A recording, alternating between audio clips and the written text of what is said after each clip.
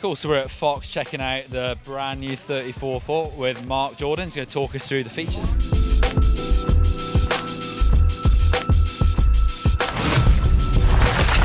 Can you talk us through the new features on the new 34?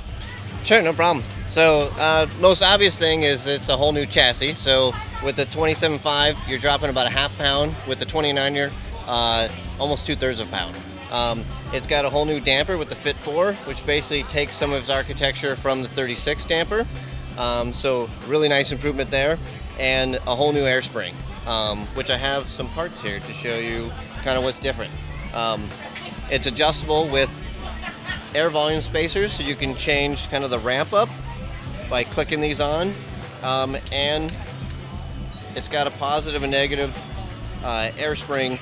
There's a bypass port in here that works similar to our rear shocks, and really it's that simple. So it dropped about 100 grams off of the previous design. So the airspace is making it easier for the people at home just to tweak their suspension themselves? Exactly, and so whether you're a really light rider or a heavier rider, it's going to just equalize and give you the perfect setup.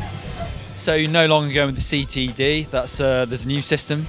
Yeah, so since it's a brand new architecture, whole new damper design that's taken from like what the 36 damper has, and the adjuster's a little different. It's got a new name, and so it's the Fit 4 damper.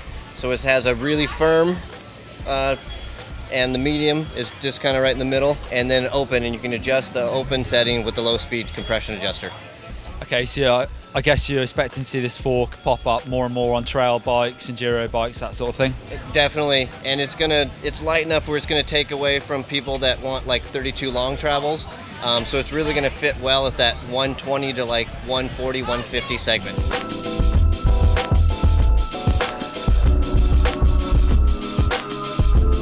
Also new for 2016 is the Float DPS shock. From my perspective, the biggest thing I noticed straight away is it looks different. What is this extra bit of a bulge on the shock, and what's new about the shock? So that's our Evol air can. It's extra volume, and what it's doing is it's giving added volume to the negative chamber, which will help initiate travel and up to about 50% of the travel. So much more sensitivity. Also allows a little more support in the damping through the mid-stroke, so you get a little more control and you keep the sensitivity. Also, again, moving away from the CTD, and you've got this, is it the DPS damper that locks the shock out or firms the shock up? Exactly. So DPS is a dual piston design. So what we've done is one piston runs the compression and rebound, and one piston, it's basically stacked and it runs the lockout. So we separated them so you can keep really good compression and rebound damping and have a really firm lockout. Okay, great. And when you lock in the shock out, does that really make a big difference how the shock performs?